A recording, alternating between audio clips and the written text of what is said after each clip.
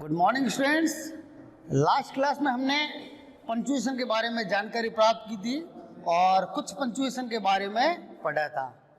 आज जो अगले पंक्चुएशन है उनके बारे में जानकारी प्राप्त करते हैं। लास्ट क्लास में हमने 2 पंक्चुएशन पढ़े थे, आज तीसरा है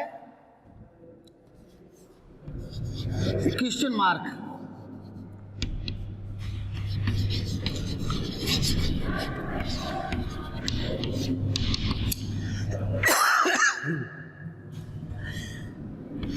प्रश्नवाचक वाक्यों के अंत में सदैव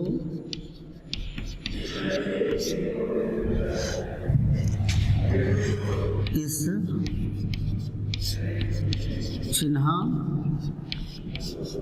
का प्रयोग किया जाता है। एग्जाम्पल देखते हैं।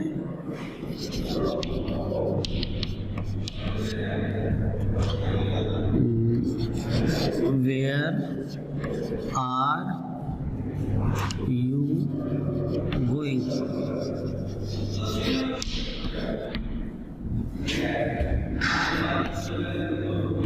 Does he eat food?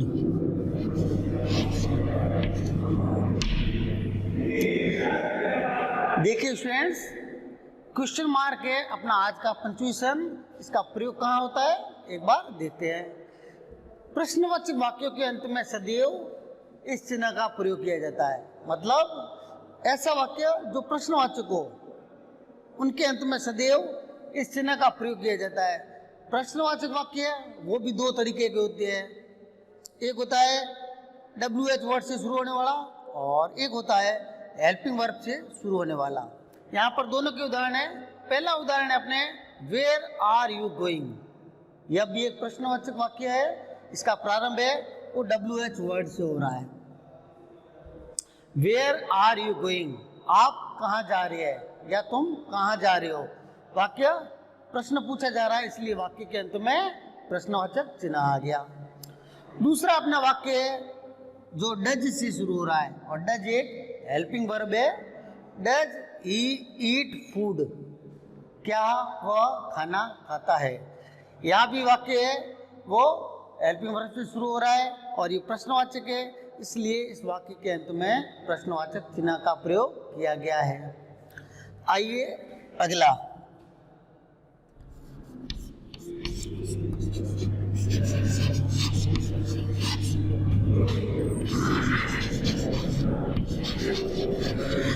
अगला चिन्ह है अपने इन्वर्टेड कॉमाज। अक्सर हम डायरेक्ट और इनडायरेक्ट के जब वाक्य सॉल्व करते हैं तो स्टूडेंट्स हमने देखा होगा उस वाक्य में इस चिन्ह का प्रयोग होता है। तो इसके बारे में आइए लिखते हैं।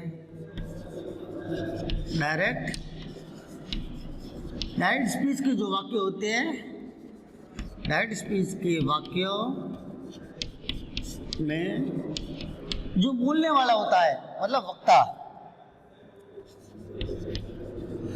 वक्ता के कहे हुए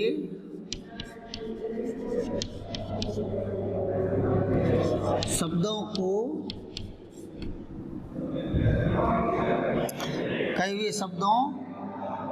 के प्रारंभ व अंत में इस चिन्ह का प्रयोग करते हैं। इस चिन्ह का प्रयोग करते हैं। एग्जाम्पल देखिए इसके। Ram said to me, you a good player. दूसरा example, Napoleon said,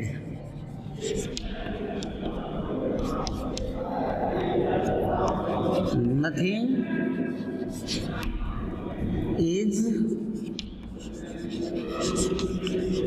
impossible, nothing is impossible in the world।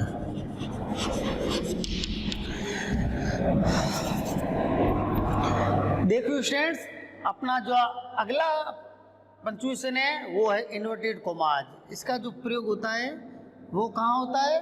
Direct speech के वाक्य हो। जब हम डायरेक्ट और इनडायरेक्ट के वाक्य करते हैं तो हम अक्सर देखते हैं जो डायरेक्ट स्पीच का वाक्य होता है, जैसे आपके सामने एक डायरेक्ट स्पीच का वाक्य है, उसमें ये जो वक्ता है इसके द्वारा जो कथन कहा हुआ है उसको सदैव इन्वर्टेड कॉमाज के अंदर लिखा जाता है।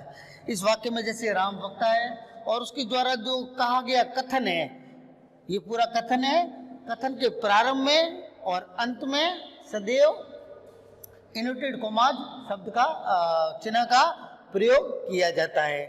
एग्जाम्पल देखिए, Ram said to me, inverted commas है, you are a good player. क्या हो जाएगी Hindi? Ram said to me, Ram ने मुझे कहा, क्या कहा? You are a good player, तुम एक अच्छे खिलाड़ी हो। राम के द्वारा जो कहा गया कथन है you are a good player, प्रारंभ में और अंत में इन्वर्टेड कॉमाज चिन्ह का प्रयोग किया गया है। दूसरा उदाहरण देखिए, नेपोलियन सेड, नेपोलियन ने कहा है, क्या कहा है? Nothing is impossible in the world, इस दुनिया में कुछ भी असंभव नहीं है। तो नेपोलियन के द्वारा जो कहा गया कथन है, कौन सा कथन?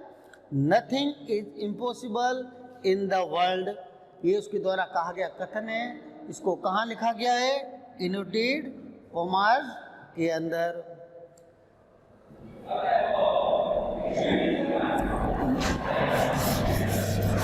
आइए अगला जो अपना पंक्चुएशन है उसके बारे में जाने।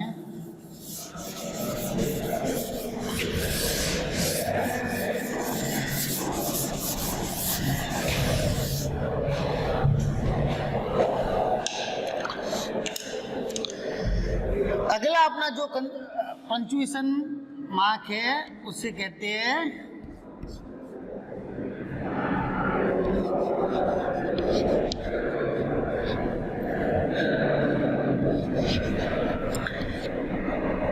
एपोस्ट्रोफ। ये इस टाइप का चिन्ह होता है, आपने अगर वाक्यों में देखा हो तो ऐसे होता है, रमेश फादर,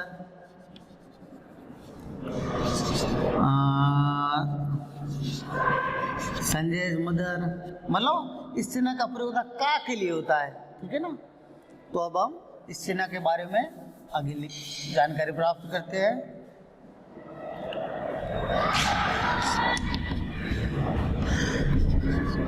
इस चिन्ह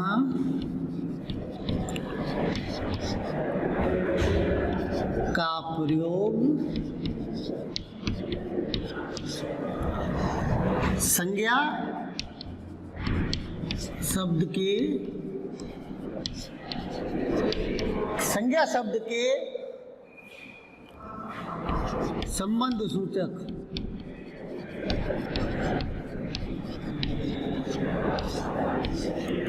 का भाव दर्शाने के लिए किया जाता है। एग्जाम्पल देखते हैं इसके।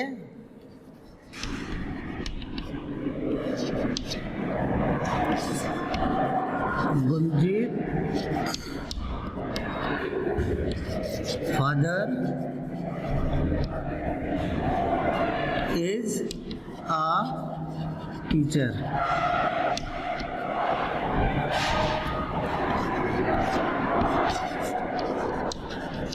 Ram's friends are very intelligent. देख लो स्टूडेंट्स, अपने सामने दो वाक्य है और यहाँ हमने प्रयोग किया है एपोस्ट्रोफ साइन का। इस चिन्ह का प्रयोग होता है, कहाँ होता है? संज्ञा शब्द के संबंध सूचक का भाव दर्शाने के लिए।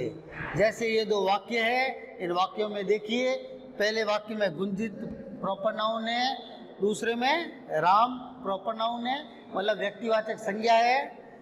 इसका जो संबंध है उसके पिताजी से, और दूसरे वाक्य में राम है, उसका उनके मित्रों से संबंध दर्शाने के लिए एपोस्ट्रोफ चिन्ह का प्रयोग किया गया है। ठीक है। पहला वाक्य है Gunjit father is a teacher, Gunjit के पिताजी वो एक अध्यापक है। दूसरा है Ram friends are very intelligent, Ram के जो मित्र है वो बहुत ही इंटेलिजेंट है, होशियार है। अगला अपना और आखिरी है कैपिटल लेटर।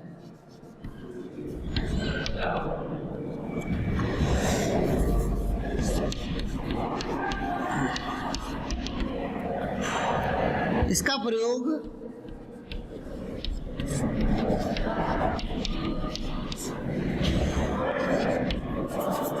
प्रयोग सदैव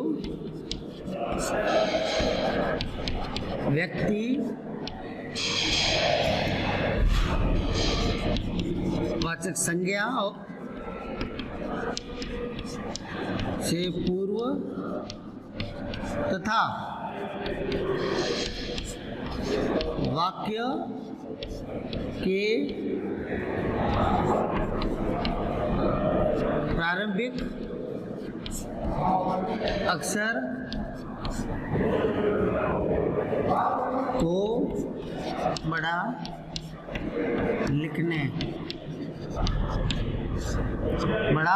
लिखते समय किया जाता है। Example,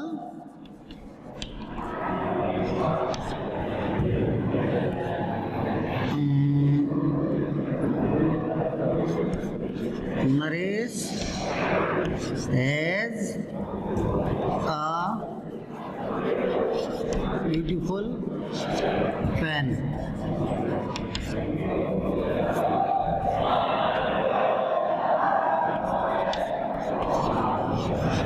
Delhi is the